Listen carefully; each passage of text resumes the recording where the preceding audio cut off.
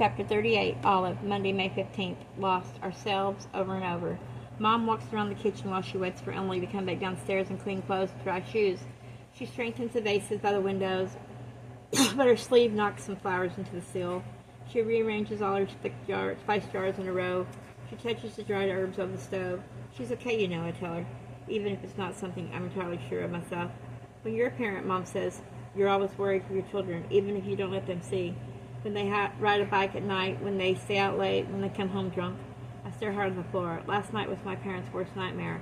But she's okay, I say, even though I understand. This whole day was a long nightmare. We found her.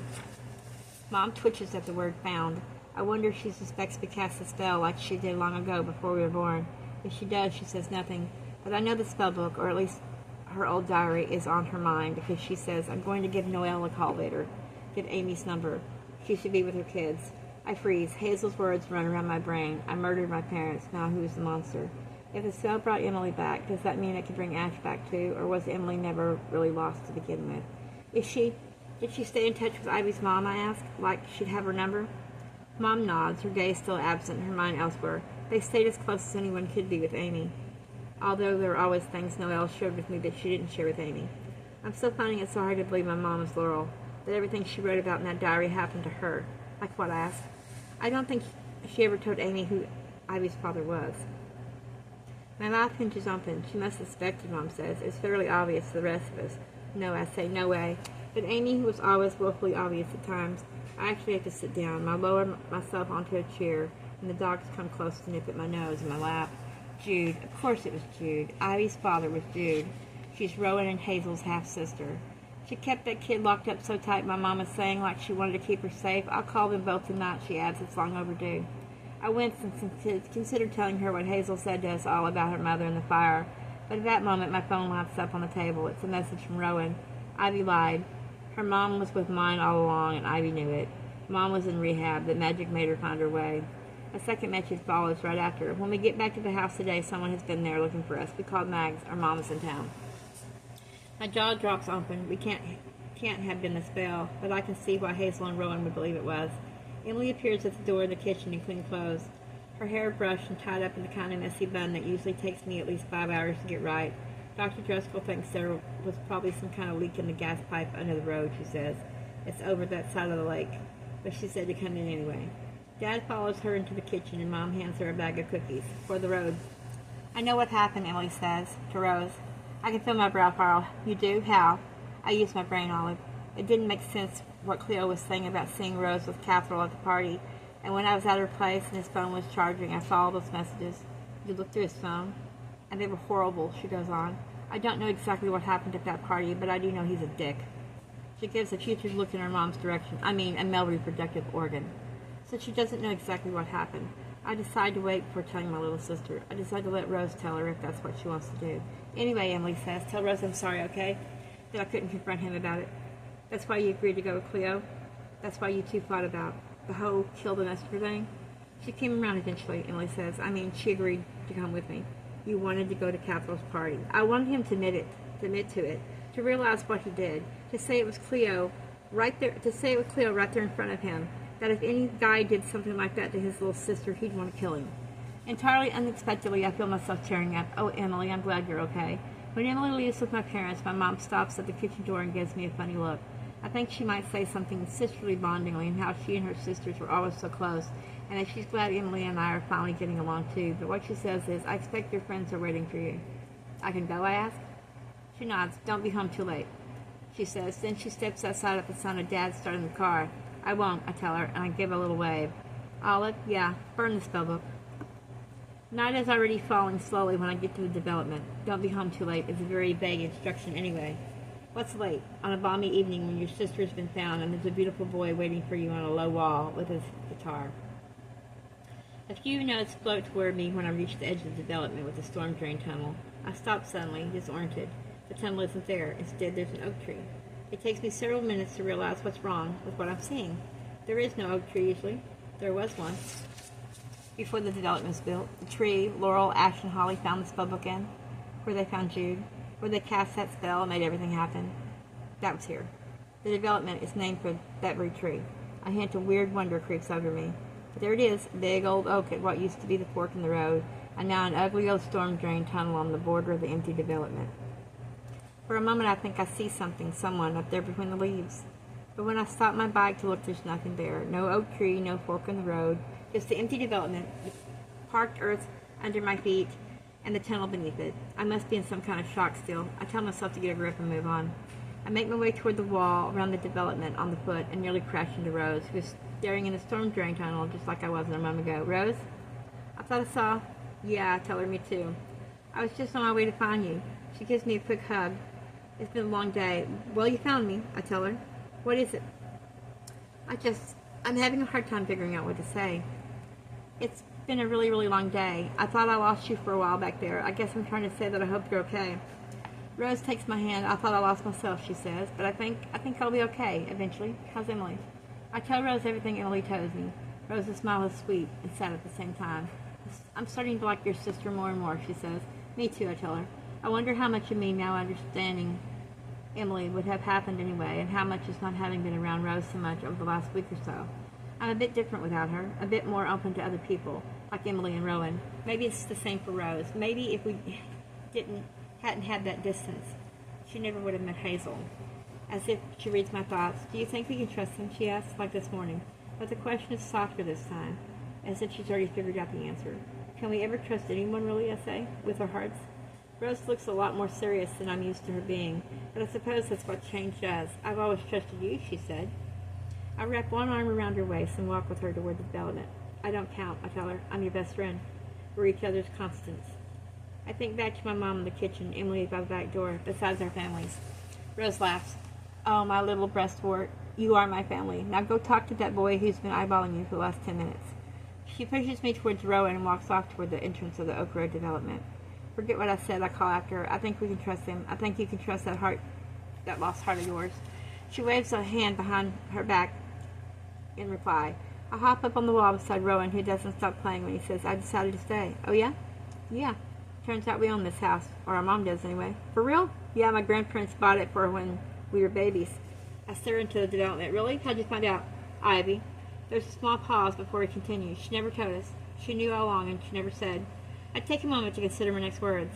Is it wrong that I don't blame her, I ask? I mean, I get why she'd want to keep you. The two of you, I mean. You're like family to her. I trust in my expression not to give my thoughts away, not to reveal what my mom has just told me. I just mean I understand why she'd want you to stay here for as long as she could. I suppose, Rowan says. Love makes you do really stupid stuff sometimes, I say. And if it was only ever her and her mom for pretty much her whole life, maybe she doesn't quite have the social skills the rest of us have. Hazel and I aren't exactly the most sociable either, Rowan agrees. We stare out into the development for a while, Rowan's fingers strumming softly. So you think your mom's back, I ask? That she's in town? It's going to be really weird, seeing her again. Me and Hazel, we're not going to let ourselves believe she's changed until we see it. It's not enough that she's here. If she's here, we'll be okay either way. We're almost 18, so we won't have to hide out forever, I hope. But we'll get by either way.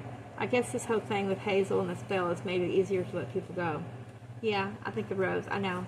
Soon we are joined by Rose and Hazel, quickly followed by Ivy. We all sit in a line on the wall, and Hazel and Rose both take out identical bottles of bubbles. What happened to your cigarettes? Rowan asks his sister. She gives an insolent shrug. I decided to quit.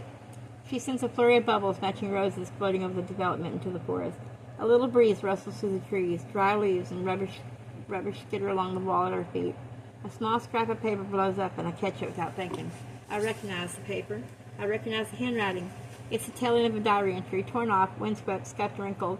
It's just one sentence. How old is Mags McGuire, and how long has she had that pub? Rowan puts his guitar down against the wall. It's Laurel's diary again. He says, your mom's, I pull the note Mom left me this morning out of the back of my jeans. I hold it up, and we all compare the handwriting. It's changed since she was our age.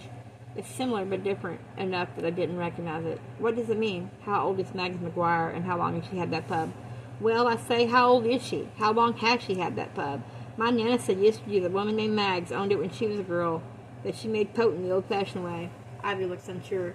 Did your mom ever say what kind of great-aunt-type relative she was? Rowan asked Ivy. Or how many greats? Rose mutters. I don't know, Ivy shrugged. She's never been sure herself. Huh? Indeed, I say. What if she did leave the potent out on purpose? For us, for Laurel. What if she knew about the spellbook? How old is Mags McGuire, and how long has she had that pub? What wasn't my Nana said? It happened before and it will happen again. There's nothing you can do to stop it. A thought pops into my head and comes out of my mouth before I can stop rationalizing it. What if Mags wrote the spell book? Huh? Rowan says. The handwriting did look familiar. Ivy hops off the wall and runs into the house. She returns with a yellow post-it note. The writing on it is old-fashioned, slanted and scratched. It says 18 across, 7 down. We all bend over the note. I don't know, I say, maybe. Show us the spell book and we'll compare. It's gone, says Hazel. What do you mean it's gone? I mean it's gone. Disappeared, lost. That makes no sense. Right, says Rose. So much of this made perfect sense already. We all laugh a little. It's weird, though, Rowan says then, how Mag showed up just when Emily and Cleo needed her. Or how she coincidentally around for whatever happened to Catherall. The same way that my mom said Mags was coincidentally around after what happened to the boy who disappeared when she was my age. It's almost sounded like Mom was wondering if Mags had something to do with it. It's only now that I'm linking with what my mom said earlier to what she wrote as Laurel in her diary. I keep having to remind myself that they're the same person, my mom and Laurel. For a while back there, when we all thought what was happening in the diary is happening right now, I thought that the missing boy was the one I woke up next to after the party. But it couldn't be. That boy had been dead for 25 years. My skin prickles into goose flesh, lost lives, lost souls, howling in the storm. I realize I've been staring in his face when Rowan touches my knees softly. Olive, he says. I shake myself. Mags was probably just out for a drive, I tell him. It was lucky. Yeah, he says, definitely lucky. I know we're all thinking that luck probably has very little to do with it. Just Mags, whoever she really is. Is Emily going to be okay? Rowan asked. They went to Dr. Driscoll. There's nothing wrong. Rose's mom, she's our GP, has her convinced it was some kind of gas leak. She's going to be fine. A gas leak or visions of lost souls in the forest that wasn't there. A flame or a spark that went out before it caught fire. A spell or things that get lost and found every day without us realizing it until we start to notice. Maybe a mix of both. Rowan picks up his guitar and begins to sing, Hey Jude, take a sad song and make it better. Out in the development, the houses stand silent. Over by the rubble, there's a scurrying of rats. A small, dark shape comes darting out toward us, and we jump, then relax when we see that's a kitten, a tiny black and white with a nick in its ear. Ivy approaches the cat with caution and lets itself be picked up and petted. So the spell book is really gone, I say. That's the end of the magic. What? Says Ivy. Don't be silly. It's not just the spell book. We're all magic. Magic all around us all the time. Oh, come on, I say. You don't come across an ancient spell book every day. You don't need to. There are spells everywhere. You cast 100 a week without realizing it. I assure you, I tell her, I do no such thing. Knock on wood, says Ivy. Superstition, I reply. The others watch in amusement as we were a spectator sport. It's a spell, Ivy says. You say bless you, then somebody sneezes. That's a spell. I roll my eyes. It's a common courtesy. You drink ginger tea with lemon and honey before you even have a cold. Take baths when you feel tense. Ivy, but she's not done yet. Your parents are married, right? Saying I do is a magic spell. They're just words, like every other word. But said in a ritual with intent is a spell. Something old, something new, something broad, something blue. When they named you, it was a spell. When they let you pick flowers and keep dry leaves, it was a spell. Your dolls come to life because of your spells. Your invisible friend, your dreams. The way you write your initials and somebody else's and hearts all over your notebooks. What is that if it's not a love spell?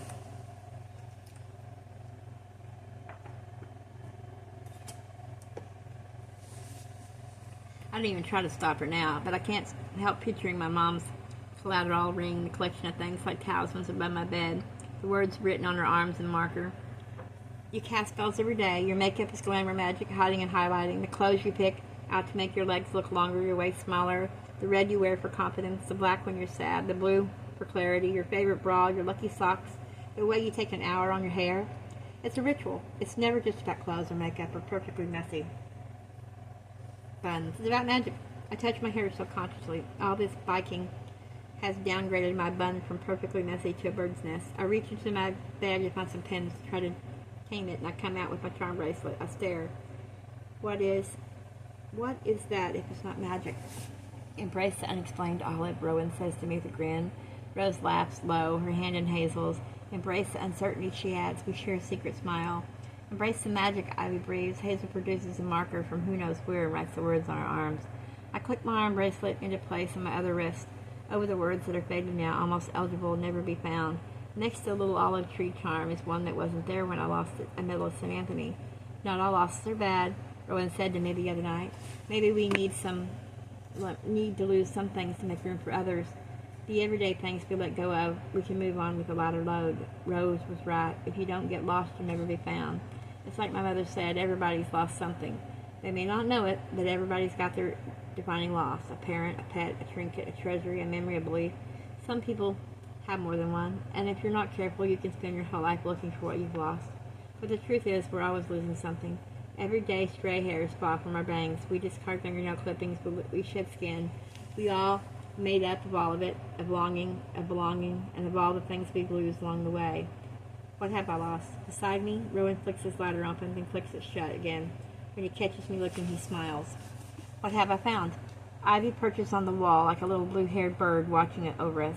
Hazel threads her key into a length of silver string. It hangs strange and pretty around her neck. What have I kept? Rose picks up her bottle of bubbles and blows a bunch up in the air. They don't pop or float away. They just stay there, still and shining right above our heads. And then there's a cryptic crossword of the lost and found. Maybe I'll make you a copy of it and send it to you if anybody wants it.